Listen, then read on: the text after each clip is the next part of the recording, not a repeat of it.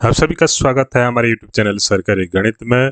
महीने का 5,000 प्राण काटने वाले कर्मचारियों को 50% पेंशन के लिए कितना बेंचमार्क कॉर्पस चाहिए, अगर एनपीएस से कंपेयर करें तो किसमें ज़्यादा फायदा मिलेगा। पेंशन और लमसम कैलकुलेशन करके चलिए देखते हैं किसमें ज़्यादा बेनिफिट आप लोगों को मिलने वाला है, एनपीएस में या फिर यूपीएस में।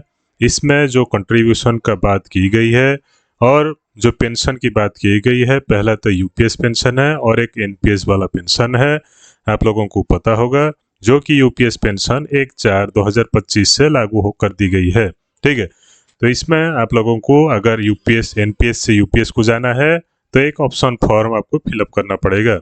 तो इसके तहत और जो डिफरेंट जानकारी है, जो यूपीएस में ज़्यादा फायदा मिलता है या फिर एनपीएस में ज़्यादा फायदा मिलता है, और एक इम्पोर्टेंट बात जो यूपीएस में कॉर्पस बेंचमार्क कॉर्पस का बात की जा रही है, जो आप लोगों के लिए कितना होगा, चलिए उसको कैलकुलेशन करके देखते हैं।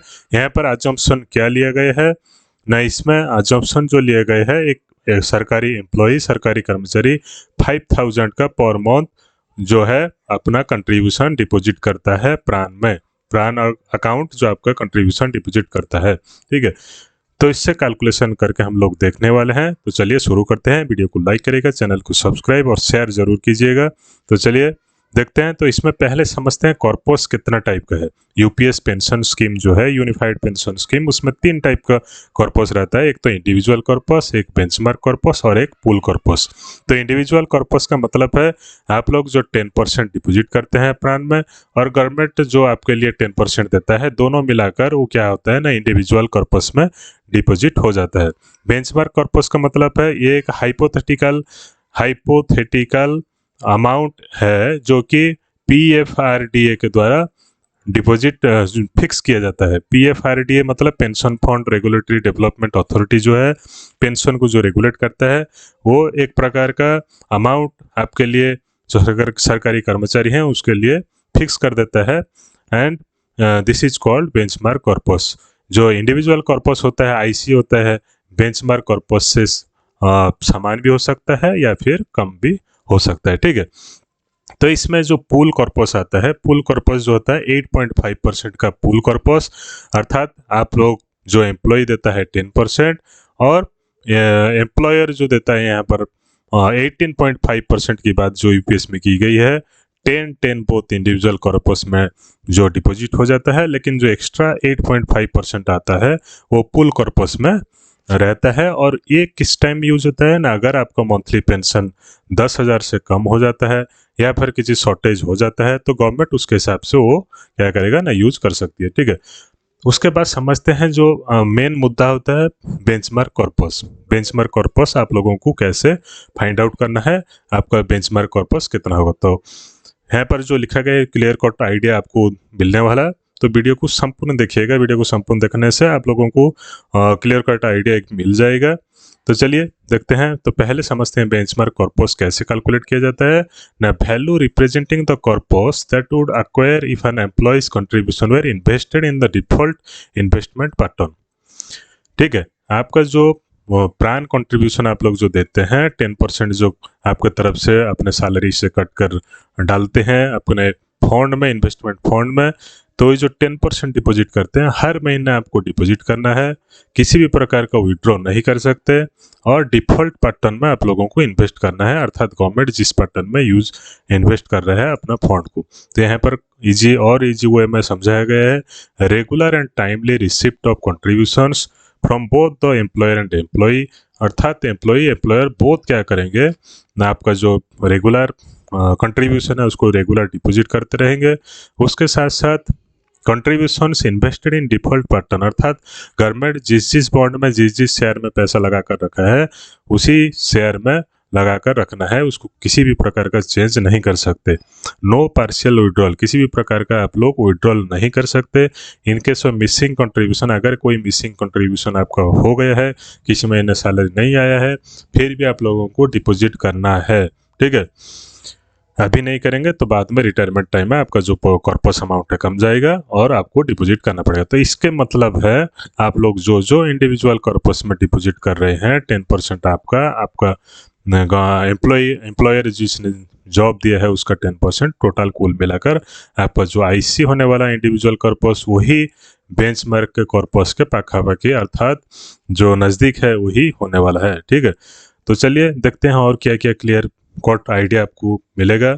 तो यहाँ जो अजम्पशन एग्जाम्पल के तहत लिया गया है, एग्जाम्पल जो लिया गया है, यहाँ पर एक एम्प्लॉय है जिसका सैलरी 50,000 है, बेसिक प्लस डीए। ठीक है, बेसिक प्लस डीए दोनों मिलाकर जो सैलरी है कितना है 50,000, तो उसका प्राण 10% कटेगा अर्थात 5,000 और गवर्नमेंट देगा कितना 5,000, गवर्नमेंट भी उसके लिए डिपॉजिट करेगा 10%। ठीक है, तो ये टोटल कुल मिलाकर कितना हो गया 10,000 अमाउंट जो है आपका जो प्राण कंट्रीब्यूशन है यूपीएस के खाते में आपका डिपॉजिट हर महीने होता रहेगा। तो 10,000 को कितना हो रहा है $116 में कन्वर्ट किया गया इन्वेस्टमेंट कैलकुलेटर यूज करके। तो 10,000 जो है 10,000 को $116 30 ईयर्स के लिए अगर कोई एम्प्लॉय जॉब करता है 6% रेट ऑफ इंटरेस्ट, ये जो रेट ऑफ इंटरेस्ट है सबसे कम में लिया गया है 6%, 6% के हिसाब से। ठीक है, एनुअली कंपाउंड करता है तो आपका जो कुल बैलेंस बनेगा $1,13,709 बनता है, जो कि आपका टोटल कुल मिलाकर डॉलर के हिसाब में इतना बनता है और रुपये के हिसाब से आपका कितना बनता है 97,78,974 रुपीज़ आपका बनता है। कितने दिन में 30 साल के लिए अगर कोई एम्प्लॉय जॉब करता है और 10,000 उसके खाते में डिपॉजिट हर महीने होता है तो कुल मिलाकर 97 लाख का कॉर्पस अमाउंट उसका बन जाता है। That is called individual corpus and this is also may be equal to benchmark corpus, अर्थात इसलिए कि न बेंचमार्क कॉर्पस में ये भी कहा गया है कि टाइमली कंट्रीब्यूशन किया गया होगा, पार्शियल विड्रॉल नहीं कर सकते, डिफॉल्ट पैटर्न में यूज़ करते रहना है। अगर किसी प्रकार का आप लोगों ने पैटर्न चेंज कर दिया और उसका वैल्यू कुछ बढ़ गया तो वो ज़्यादा थोड़ा बहुत ज़्यादा हो सकता है जो कि आपको मिल जाएगा रिफंड के रूप में, लेकिन ये जो 97 लाख है यही आपको बेंचमार्क कॉर्पस के नज़दीक होने वाला है। ठीक है, तो इसमें देखते हैं आपका जो पेंशन कितना बनेगा ना। यहाँ जो सैलरी लिया गया 50,000, तो सैलरी का 50% के हिसाब में आपको पेंशन मिल जाएगा अर्थात 25,000 आपका क्या हो जाएगा पेंशन बन जाएगा। ठीक है, इसलिए कि आपका जो बेसिक और डीए मिलाकर कितना है 50,000, तो बेसिक का 50% हम लोग क्या किए हैं एवरेज 50,000 का जो 50% है कितना ना 25,000 आपका पेंशन के रूप में आपको मिल जाएगा। इसमें जो हर साल इंक्रीमेंट है उसको छोड़ दीजिए, पे फिक्सेशन भी है 10 साल में एक बार उसको छोड़ दीजिए। ठीक है, रफली सब कैलकुलेशन करके हम लोग देखते हैं किसमें कितना बेनिफिट मिलेगा। तो पहले 50,000 का पेंशन और लॉम्पसम कितना मिलेगा यूपीएस के तहत, ये जो पेंशन कैलकुलेट कर रहे हैं किसमें यूपीएस में, तो यूपीएस में लॉम्पसम कितना मिलेगा ना 50,000 जो आपका लास्ट सैलरी होगा उसका 10th मंथ अर्थात 5 लाख का आपका लॉम्पसम मिलेगा। तो यहाँ पेंशन बना 25,000 और लॉम्पसम वाला 5 लाख। ठीक है, तो उसके बाद हम लोग कैलकुलेट करते हैं एनपीएस में, एनपीएस में आपका कितना बेनिफिट बनने वाला है। तो आपका 50,000 वही सैलरी है तो 5,000 आपका कंट्रीब्यूशन। ठीक है, और जो ये हो गया 10% और गवर्नमेंट कितना देता है एनपीएस ना 14%, तो दैट इज 7,000। तो टोटल कुल मिलाकर कितना हो गया ना 12,000 आपका जो कंट्रीब्यूशन है प्राण में हर महीने होगा एनपीएस के तहत। ठीक है, तो 12,000 को अगर डॉलर में कन्वर्ट करते हैं $140 होता है। 30 ईयर्स के लिए 6% रेट ऑफ इंटरेस्ट में एनुअली कंपाउंड करके कितना बनता है $1,37,235। उसको रुपीज़ में कन्वर्ट करने से 1,18,02,210। ठीक है, तो लगभग 1.2 करोड़ के आसपास आपका क्या बनता है कॉर्पस अमाउंट बनता है किसमें ना आपका जो एनपीएस खाता है। तो अगर इसको हम लोग लॉम्पसम कैलकुलेशन करेंगे, लॉम्पसम का मतलब है एनपीएस में जिसका टोटल कॉर्पस अमाउंट का 60% आपको लॉम्पसम का पर आकार में मिल जाएगा, that is equal to 70 lakh. ठीक है, इसका जो कॉर्पस अमाउंट का 60% आपको लॉम्पसम आकार में मिल जाएगा, that is called 70 lakh. 70 lakh का आपको क्या मिल जाएगा ना आपको लॉम्पसम मिल जाएगा। और पेंशन कितना बनेगा इसमें ना पेंशन कैलकुलेटर भी यूज किया है जो कि एनपीएस का पेंशन कैलकुलेटर है, उसमें कैलकुलेशन करके अगर हम लोग देखेंगे वही सेम 30 ईयर्स के लिए 5,000 इन्वेस्टमेंट आपका होगा, गवर्नमेंट की तरफ से 14% होगा, कुल मिलाकर 12,000 इन्वेस्टमेंट होगा। और रेट ऑफ इंटरेस्ट 6 में अगर कैलकुलेशन करके देखते हैं तो लगभग 1 करोड़ का आपका लमसम भी है, अभी दिखा रहा है एनपीएस कैलकुलेटर में। और जो लमसम विड्रॉल है 60 लाख दिखा रहा है, और मंथली पेंशन भी 20,000 का दिखा रहा है। ठीक है, तो यहाँ क्या हो रहा है, आपका लमसम 60 to 70 लाख मिल रहा है एनपीएस में। सेम डिपॉजिट के अकॉर्डिंग आपको लमसम जो है 60 to 70 लाख मिल रहा है।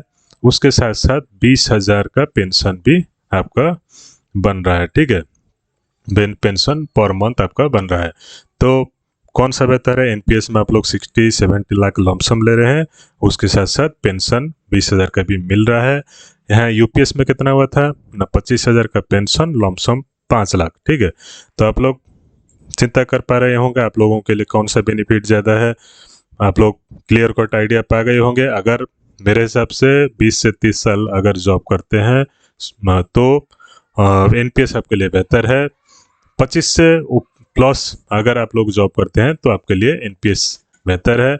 अगर 10 से 20 साल का जॉब करते हैं तो आपके लिए यूपीएस बेहतर है। 10 से 20 साल आपके लिए अगर जॉब करते हैं तो आपके लिए एनपीएस यूपीएस बेहतर है। अगर आपका जो कंट्रीब्यूशन अमाउंट कम है तो भी आपके लिए यूपीएस बेहतर है। अगर कंट्रीब्यूशन अमाउंट ज़्यादा है तो एनपीएस बेहतर है। और बाकी आपकी मर्जी है, आप लोग रिसर्च करिए, देखिए, उसके बाद आप लोग फाइनल करिए आपके लिए एनपीएस ज़्यादा बेहतर है या यूपीएस। धन्यवाद। वीडियो को लाइक, चैनल को सब्सक्राइब जरूर कीजिएगा।